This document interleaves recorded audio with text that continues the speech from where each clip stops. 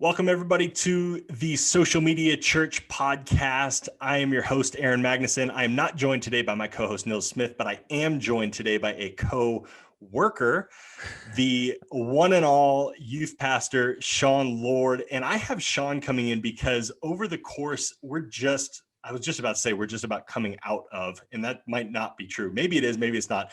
Out of this COVID world, we're early 2021. And everything that happened in 2020 with COVID really changed the way we do ministry. And those of you listening are keenly aware of how your ministry has changed.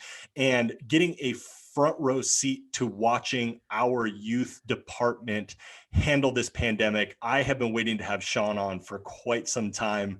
And I'm really excited for you guys to hear from him. Sean, welcome to the podcast, bro. Dude, thanks so much for having me, Aaron. Appreciate it, man.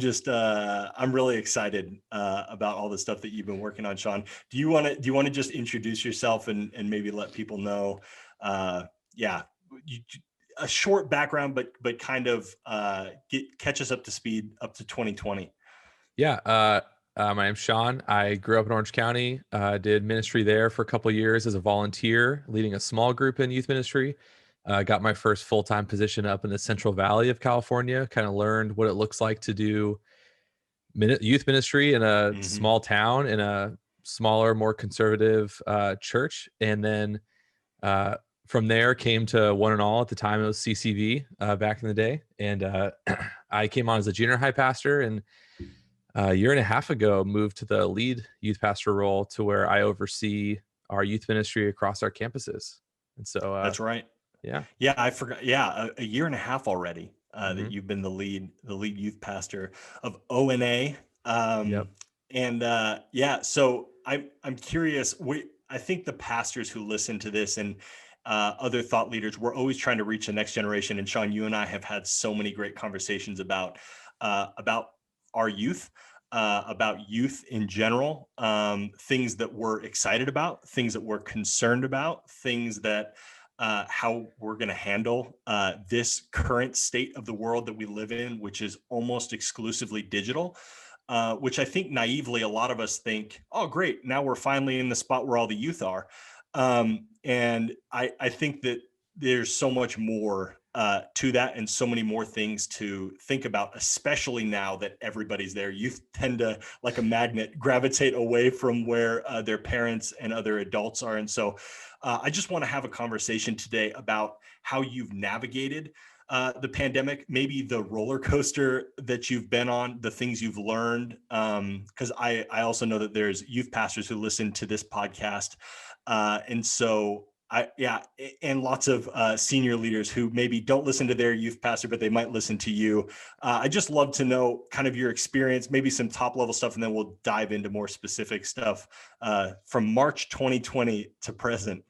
That seems so far ago. And I mean, I think I saw a lot of youth pastors when COVID first hit. First off, we thought it wasn't gonna be this long, obviously.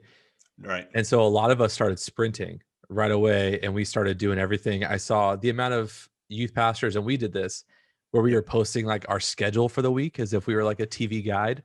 And so we started posting like, Monday we're gonna have this, Tuesday this, Wednesday, like we're doing more stuff than ever, and like blah blah. And the crazy thing was, we got really good turnout. That's when everyone was going live on Instagram. That's when everyone was, all of a sudden hopping on Twitch. Like we were right there doing all of those things. And it was funny to see within 3 weeks, everyone stopped. Like a majority of the youth pastors I follow and stuff, they just kind of stopped. We stopped doing that. And I mean, I could just confidently say between March and August, we didn't really know what we were going to do. I mean, we kept trying things and then failing. We started streaming a lot, like a lot of video games on Twitch, and like trying to interact. And we saw a couple of people show up, and then it quickly died off because we're not good at video games. Then we started doing, like a pre-recorded service on Wednesdays that we would just host, because that's what we used to do pre-COVID. Is we used to meet, youth would meet every Wednesday night, but it started feeling really repetitive. It was like, pre-recorded worship and then a message. We started doing more panels, and that was a little bit, but then that got old. So we just kept experimenting and like, what is going on? And we started really listening to feedback of our students.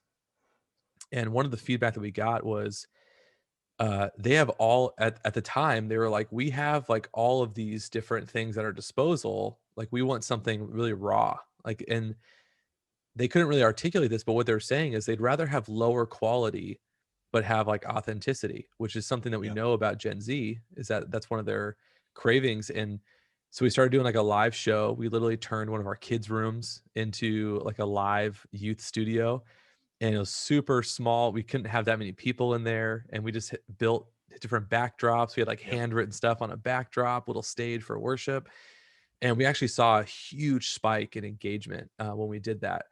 And at the same time, we also changed, us just being fully having everything on Wednesday. Yeah. Historically at our church, we've had our small groups meet on Wednesday. They would meet before service. Then we'd have, like, our normal program. And so we kind of threw out the window too, because we realized people no longer were making Wednesday nights a priority. And so their schedules had changed, their life was different. The amount of leaders we had that had different jobs now, and Right. so they didn't have Wednesday nights free anymore. And so we shifted, our program to a live service. So it was more raw. Internet went out a couple times. Yeah. Audio would unsync. All those fun things that come with that. Yes. But then, we also moved to have our small groups meeting on in different places, so all across in between our campuses. We span, what, 40 miles between Yeah. Rancho and West Covina. And so, I mean, we had small groups meeting all in between there, all different days of the week, some in backyards, some in parks, some on the church grass. And Yeah. we actually doubled our signups from the year before in small group signups, which is insane. Yep. Um, but it's because we kind of just tapped into something that had been a need, at least for our students, um, that we've been kind of blind to until COVID hit and we were forced to adapt. Totally. And you think to kind of hunker down and drill down on what the need was that you're talking about, the need you weren't addressing was like kind of an we've talked about the live culture versus the on-demand culture where at least my 4-year-old and my 2-year-old are growing up in a world where they can literally watch what they want when they want. They can like they don't have to wait for anything, and they do what they want when they want it. um, in regards to media consumption and free time and those sorts of things. So I'm wondering, was it that you moved from a model where it was like everything happens on Wednesday nights, tough luck if you can't make that, to just kind of meeting them and their schedules where they're at with this more fluid schedule of being able to and I'm curious about the answer to this because you guys actually went from producing something that was on demand to something that actually is live Right. at a certain time on the internet. But what need exactly did you meet that you weren't meeting before? Yeah. So I'd say a couple. Well, the one there's some we expected and some we didn't. So one of them was, um, it's easy to come on a Wednesday night. We were a large ministry at the time, averaged, about, it's not about numbers, but just to get context, but like we Yep. averaged about 450 across our two campuses. Right. And it's big enough to where it's really easy to come and no one talk to you. And then for you to Yeah. sneak out. And people Totally. will, what I've found is people will want to go to that for a little bit, but eventually they won't feel known. They'll have no buy in. They'll have no one notices when they're gone. And so, that's not how you get someone to stick for a long time. Right. And what happened was with our small groups meeting, it gave our small group leaders way more ownership to where when a student misses, they get a text and they get a text of like, "Hey, Right. we missed you this week." And they're like, "Oh, like this isn't about you attending something. This is about you being part of a community." And so that was something that we've always known, but That's we didn't so good. realize how much even having our small groups on Wednesdays, by having it a part of that program, Yeah. it became something that people just came to and weren't a part of. And That's right. so that's what that really, and on top of that, you also have COVID, which in a lot of ways exasperated the need that people already had. Totally. They're I feeling want disconnected. Yeah, I want you to say that quote again. And as my team is editing this podcast, they should make a graphic out of this quote. I loved what you said, and I'm not going to articulate it exactly how you said it. So I want you to say it again. You said something to the effect of the youth ministry, and frankly, anything that we do. So as a church leader, you need to be thinking about your congregants, your churches in this context. It's not something you attend; it's a community to be a part of. Is that what you Right. said? Yeah, Say the probably. quote I don't again. know. You can go back and clip it, I don't know. Yeah, they need to go back and clip it. Yeah. But I think that, like, if you hear anything or share anything from this podcast, or as you're sharing this podcast, that is the one fundamental shift that I think, Sean, you and your team has found that is bigger than digital, but it is also absolutely fundamental to any digital strategy. And that is understanding that the numbers are people, and those people are looking for a place to belong. And that Mhm. can happen online and offline. But if you are not just dedicated and diligent about building a community, not something for Mm. people to watch or attend, but building a community, you're going to continue to fight this battle that everybody fought at the beginning of COVID, where it's like, oh, we tried this. Now we got to do something new, got to do something new, got to do something new, until you run out of ideas. And really, people stop paying attention because the new stuff, like even just the concept of this is a new thing, wore off. It wasn't until you started texting people and essentially calling them out by name Right. that engagement increased, the buy-in increased. So I'm curious about maybe if you have more thoughts on that, Yeah. specifically actually building a community. Yeah, so I think so I mean, just kind of emphasizing that line of, like, it's not something to that you just come to, it's something you're a part of, Yes. is another part of is, especially for senior leaders, I think it's so important to not view I think a lot of times when we don't see young people in the church, we think that we have to go out and find them. Like, that's important, but a lot Yes. of times you can trace back when they left, and they left when they weren't a part of something. They were left when they were put Wow. into a box. They left when they were told just to sit down and listen and let us show you how it's done. When they are this next Gen Z is the generation that will be the future. I mean, they're like, when I say the future, I mean that, like, the future of technology, the amount that my nephews know about technology, and my nephew could start a YouTube channel and grow it because of YouTube videos he's watched in, like, instantly. And so Yes. another thing we found is, by moving our service live, it wasn't even so much that it was live, because we got way more of our views afterward, but we got a ton of our students involved. And so we went from having a couple students who would help with lights and production, but now we have students who are managing our pre-show that we have. They're helping us, like, giving us feedback about, like, hey, this series, I don't like it, or like, hey, this doesn't make any sense. And they're at the forefront, and we're really Man. doubling down on that. And so they're not just a part of it in the sense of, like, hey, give me a suggestion. They're making it, because this generation is the first generation that doesn't want to consume. They want to actually be publishers, right? They're Yeah, like the that's really publishing interesting, generation. And that's a spiritual principle we talk about, right? That's what man. we always say. Craig Rochelle says it all the time, right? Like, we're supposed to be spiritual contributors, not That's right. consumers.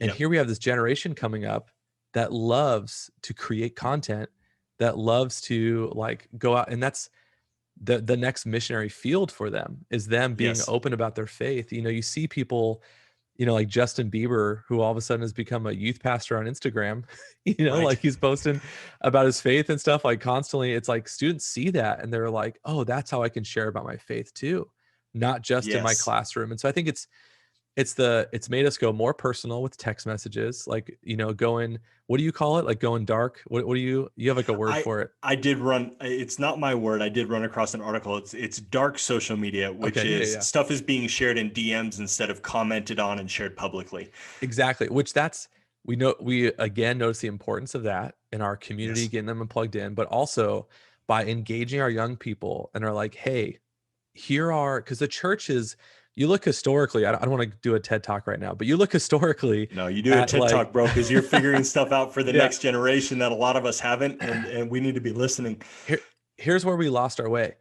Look at, like, for centuries, the church was the place that produced the most beautiful music in the world.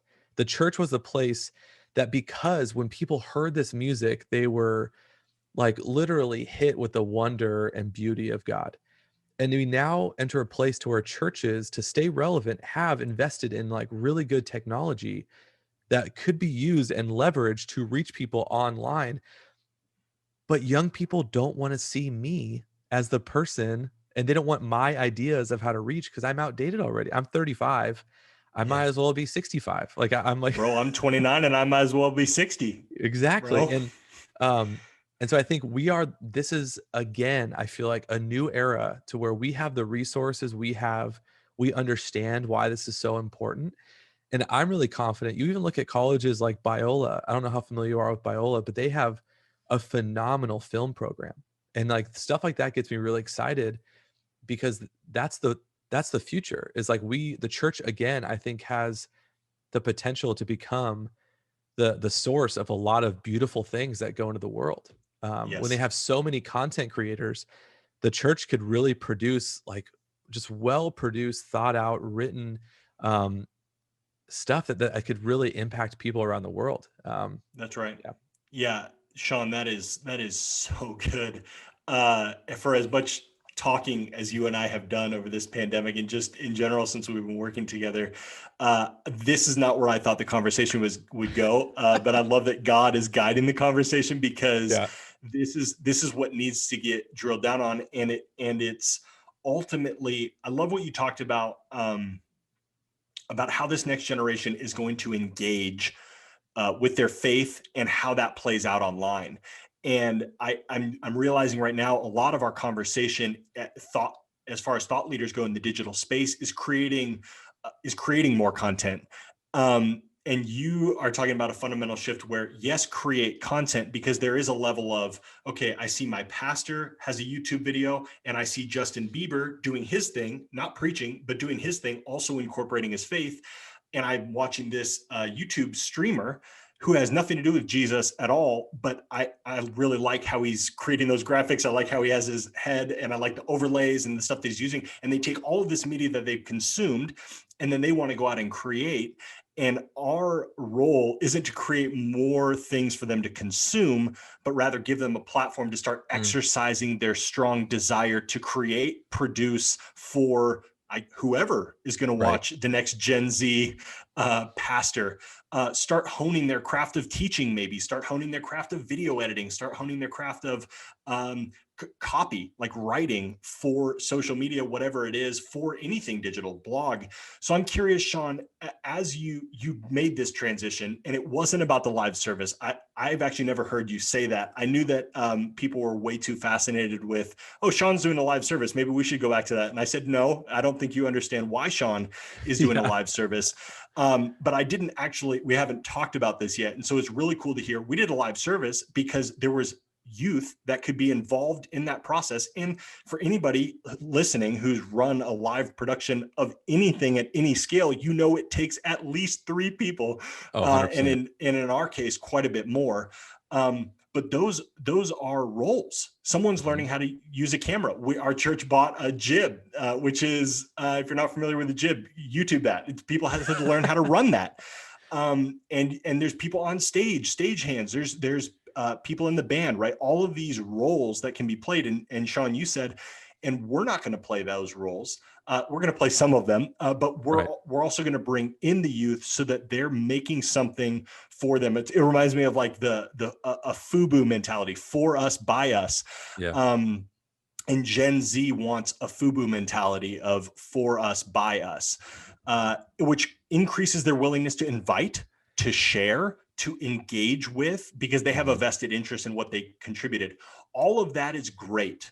What is the first step, Sean, besides mm, maybe identifying who your seniors are or whatever age people start to die off and stop engaging with your church? What is that first step to involving them, the younger generation, Gen Z, whatever you want to call it, however young you go? What is that first step to involving them? Like, how did you jump into that?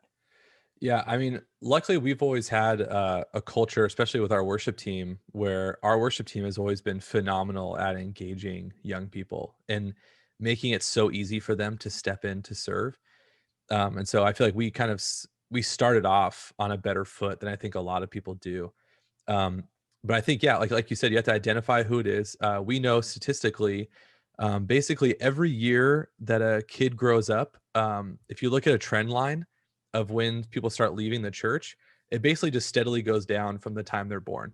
So like Wow. literally as they So go, they're you can there look. because they're literally in their stomach, in their parents' womb. They have to be Yes. there, and then at Yes. that after it's downward. That's Yeah, and there's crazy. and there's pivotal moments, and there's obviously exceptions to this, but by and large, like as each year goes on, attendance goes down, and but there's a couple moments where it really drops, and one of those is going into high school, and one of those is like junior year of high school. So Interesting. usually, historically, that's been like when they enter into high school, it's different. They're trying to fit in, but junior year, usually that's when they start getting their license and now they have freedom. They don't have to go to the thing that they were, forced to go to. And so to me, honestly, this starts like way back into junior high. Like if you don't uh I Wow. so at my last church, our lead pastor knew pretty much every single junior high student by name. Like he Wow. knew we probably had 30 to 40 junior high students. He knew them all by name. He knew what they were about. He understood, and that made my job so much easier. And so if you're a youth pastor listening to this, just get junior high students around your lead pastor. If you're a lead Wow. pastor, go up to your youth pastor and just say, like, I want to start knowing some students. I think that's the first step is not just identifying, but getting to know them. And every group is different. Like our group of students, in San Dimas and Rancho and West Covina is different than it would be even an hour away from us.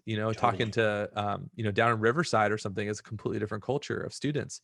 And so their needs, we don't know if they'll be met until we actually get to know them and to hear what That's they're right. about. That's the first step. And when you get to know them, you start seeing what their gifts are, what their talents are, and you can start building things around them. Um, and once they're a part of that, then that you can see that trend start to shift. Yeah, That's it. that's That's my first incredible. step. That's a great first step. And so I would ask, for all the pastors who are connecting their own dots, listening to this right now and saying, "Oh crap, that means I need to be on Snapchat and TikTok." Nope. Can you debunk one of? I want two things to happen in this next little bit that you share with us, Sean. The first one is, can you debunk what youth actually want? And I know that part of that answer is going to be this, and I really want you to drill down on this. And we talked about this in a previous podcast, the One and All podcast, another podcast that I run for our church, um, about one of the core values to O&A is to be original and authentic. Mhm. And that authenticity piece is more of what I'm emphasizing. So I'm curious, what debunk how youth and Gen Z actually want to be engaged with? And maybe it is TikTok and Snapchat in some cases. Like I'm not diminishing that, but I'm also saying that's not the only place that they are. They're in lots of other places. How should you start engage besides having conversations face to face, maybe, or over Zoom in this day and age? Debunk that first part, and then also talk about a little bit specifically about the authentic piece. Yeah. So, perfect example of this is I had a leader when I was up north. His name was Charlie Brown. That's his real name. Charlie He went by Brown. Charlie Brown. He's my hero. Him and his wife Cindy are like my favorite people in the world. They're Wow. awesome. But Charlie was one of my junior high leaders. And Charlie, I think, was in his mid to late 60s. And he Wow. is imagine Charlie Brown at that age. That's what Charlie was like. Nice. I mean, just so many crazy life stories. He was in the army. He almost got kicked out a couple times. Like he was just the funniest person. And what I learned from Charlie is, I mean, students would flock to him because Wow. he didn't show up in skinny jeans and a bunch of tats. He showed up as Charlie Brown, and he would show up in a sport coat sometimes because he came straight from work. He was an insurance salesman. Um, I mean, what I learned from him is authenticity. Is students, especially Gen Z, we know this from research, is like they just want authenticity. You can look at it in the way that like the way that design works right now and how chaotic it looks and stuff Yeah. is people just want Right. something that's authentic. And so I think sometimes youth pastors feel like, and because we follow youth pastors that look way cooler than us and talk Right. cooler than us and have better sermon illustrations or whatever. And we look at that and we look at, oh, I'm supposed to be like Stephen Furtick. I'm supposed to have this really like hip image that's like polished. And most of the time, students just want to get to know you, and they want to know who you really are. And they can spot a phony from really far away because they see Yes. him all day long. And so when they have such a good detector because they see how many fake people there are in the world. That's right. And so the second Particularly digitally. exactly.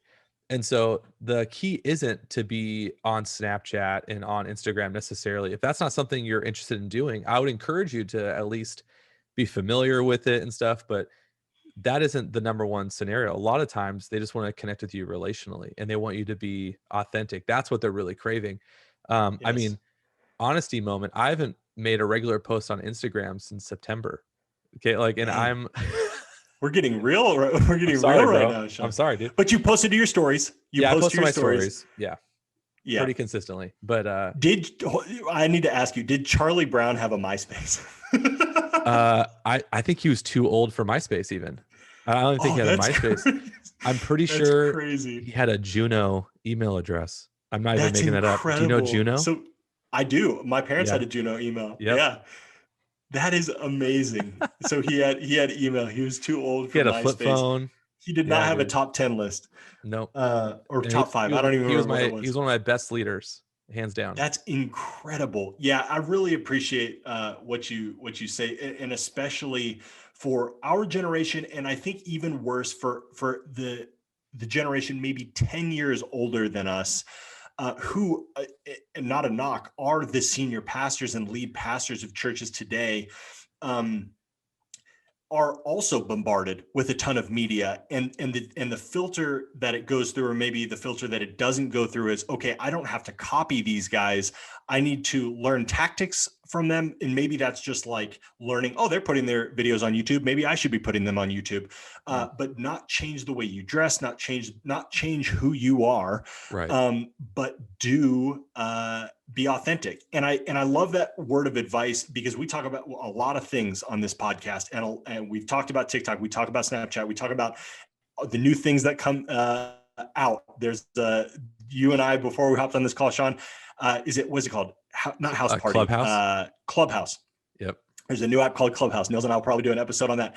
But all these things are constantly coming out. And one of them, or a few of them, might resonate with you and who you are.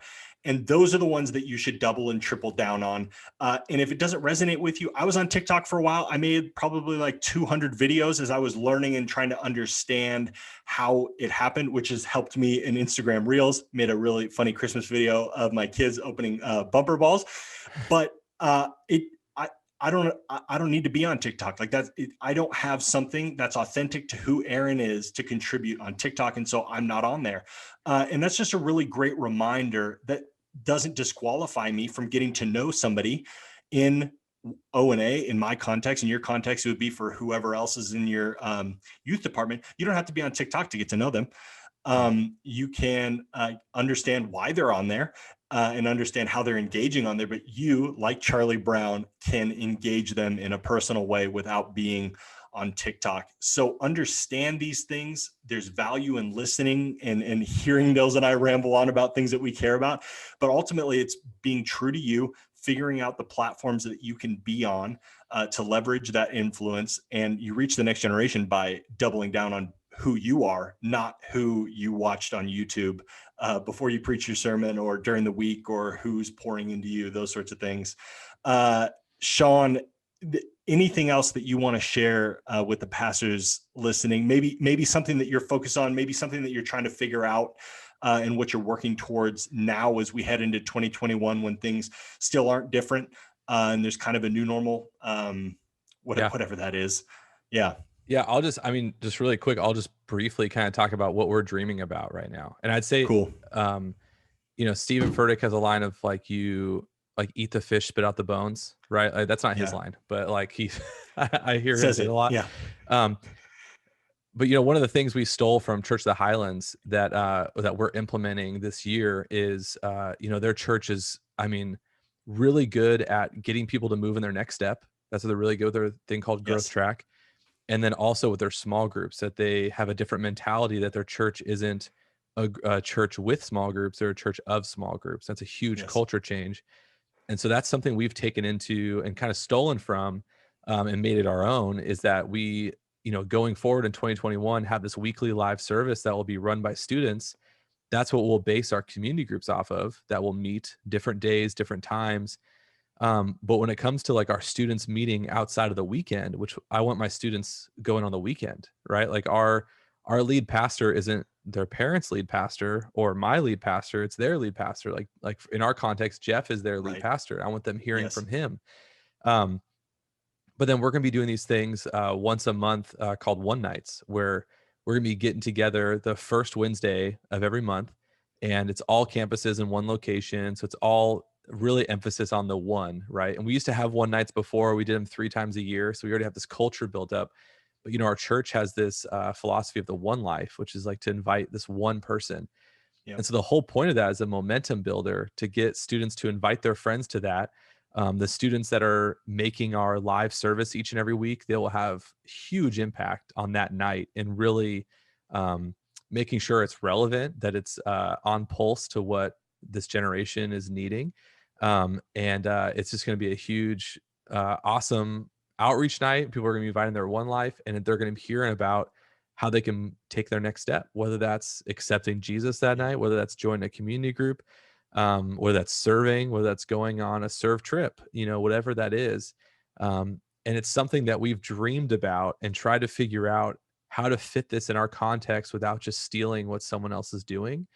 Yes. And I think that's what we're most excited about. And that's what I encourage anyone to do, is not just take what we're doing, not just take what the church, Yep. well, some other church that you've read about is doing, but instead like really praying like, God, what are we uniquely gifted to do? What are Yep. our unique areas that we need to reach? Like who are the people in our community that we need to go after, and how can we do that well? Yes. And this is after years of us praying and COVID kind of forcing us to fast track Yeah. it, of us getting into that place, which I'm super pumped about. Yeah. Sean, I do have one more question off the back of that. I love the innovation that has come out of COVID. And there's lots of innovation yet to be seen because of the foundations that are being built right now. And part of that you kind of just told us the foundation and what you're trying to build upon, the foundation you're building for the future with this idea of it's not my pastor as your youth pastor, it's your pastor as well. Um, I'm curious, what are you dreaming about digitally? And I know we just spent a ton of time talking about be authentic, but I am curious specifically digital. We're looking at the first generation that is growing up exclusively digital. Like it's just Yeah. ingrained in the fabric of who they are. As we as church leaders start thinking about how to engage, not just authentically with those platforms, what is a helpful way to actually engage with it that the next generation needs us to do? Yeah, so I think, I got to spend time with this guy named James Meehan, who runs all the creative stuff for Life Church, their student ministry. And he talked about how what he sees is a lot of youth pastors, a lot of youth ministries making content that is, like it's eating hot wings, or it's doing a lot of things. Yeah. It's like replicating. It's almost like the 90s again, Yes. where they're like just taking music and being Weird Al and changing, right? And that's the Yeah. church is just Weird Al.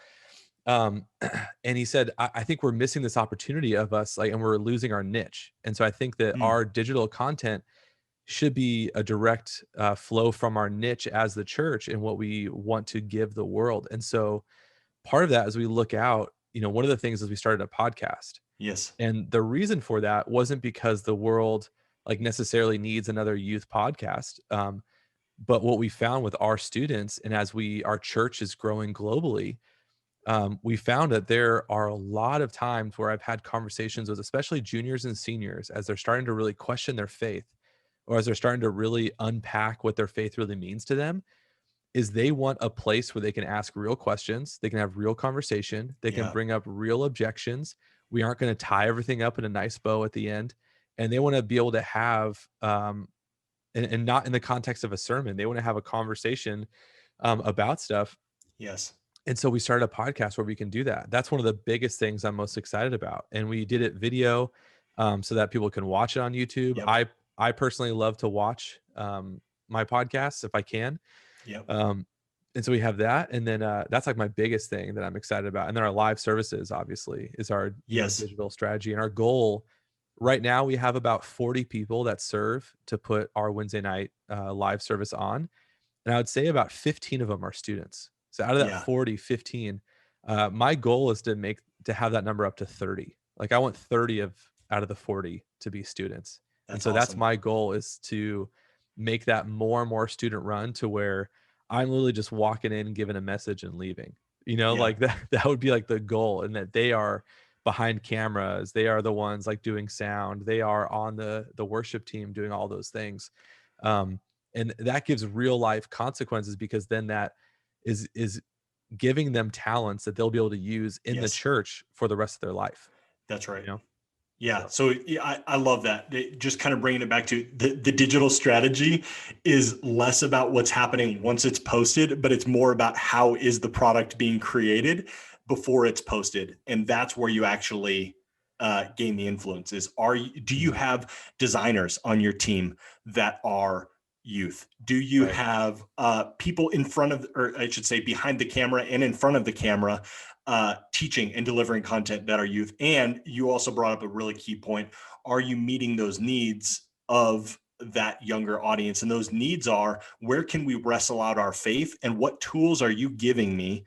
And in a lot of ways, digital, almost exclusively digital. I mean, YouTube University, this generation is learning everything about the world, or at least 90% of what this world right, is, through digital. So are we teaching them about Jesus, not through sermons? Are we teaching them, in addition to sermons, would right. be a better way to say it, how to unpack, engage, and wrestle with their faith?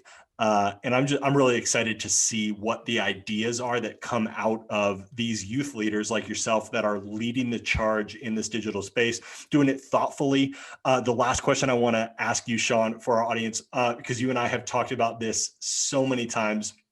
The social dilemma comes out, and the misnomer is that it's a bunch of old people that are scared, but really there's uh, the youth in a lot of ways have moved off of digital, either because it's too inauthentic, they just can't handle it, they'd rather be somewhere else, or because they're digital all the time and their whole lives are digital, especially in this season, that they would just rather have the pendulum swing the other way and have a break.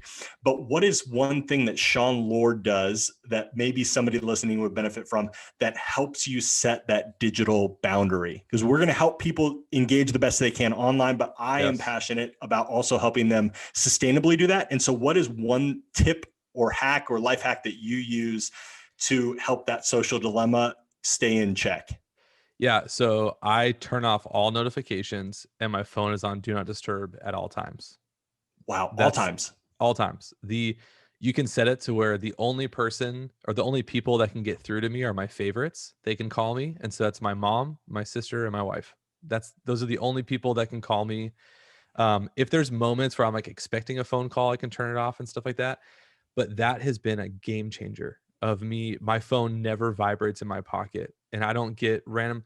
And it's beyond the spiritual component of it, just from a practical standpoint. Someone else, especially because I have an Apple Watch, Yes. so you're giving someone the ability to tap on your wrist whenever they want. Like, I wouldn't Yes. let anybody do that. I don't like, why would I allow somebody from around the world to be able to, wherever I'm hanging out with, my baby, and someone's tapping on my wrist and saying, "No, Yep. I need your attention." It's like, I don't care if you want my attention, right? Like I want to determine when I'm going to access those things. And so That's those are right. my big thing. I tell everybody that. Put on do not disturb, check it when you're ready, and turn off all notifications. Turning off notifications was a game changer for me. I am not as strict as you are. I am contemplating it at this point, but that is a big deal. There's a lot of people that you interact with. You have a very important role. There's staff that report to you, and to have that in that fashion at all times.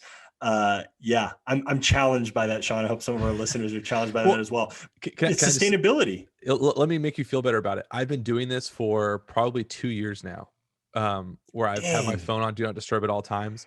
way ahead I of the social dilemma. Oh, dude, I told you this is the social dilemma came out, and I was like, this is what I've been talking about, Yeah. like forever.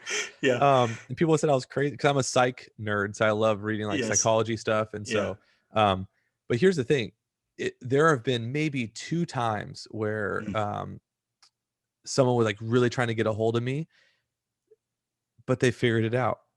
Right, like, and they Yes. and at the long and it's just this, if you were to go back just 10 years, we still had smartphones, but we didn't have this expectation Yes, that someone would respond to me instantly, right? Like, totally, and we have this like a little bit of freedom with email, but for some reason now a text message, like you have to respond right away. And totally. that's just not okay. And so, and Or then you get eventually, an email and then someone texts you, "Did you see my email?" right. Yeah. So I don't play that. Yeah, I don't right. play that game. And eventually Yes, people learn that, oh, totally. Sean will just get back to me when he has time. And I will say this means you also have to be a really good responder. You have to be able to text the second you do see it because it could be 4 hours. Yes, But yeah, it's drastically changed my mental health, my that phantom vibrate syndrome, that people totally. talk about. I don't get that anymore. That's Yeah, it's been amazing. huge for me. Yeah.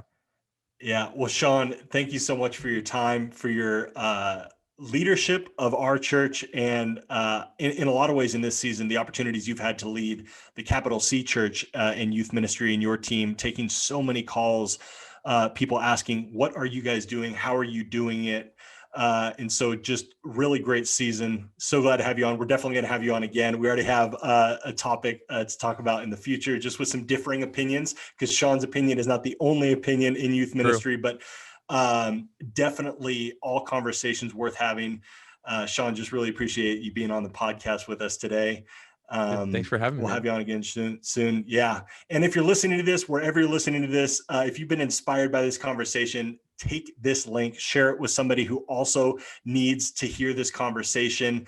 Pastors, not pastors, if you're in the business of trying to reach the next generation with whatever you're doing for Jesus, there's so many things you can learn from this about being authentic, because that plays out everywhere in the church and outside of the church. But yeah, hit subscribe to this podcast wherever you listen as well. That helps us spread the word about great conversations like these. And until next time, Social Media Church, my name is Aaron, and this is the Social Media Church podcast.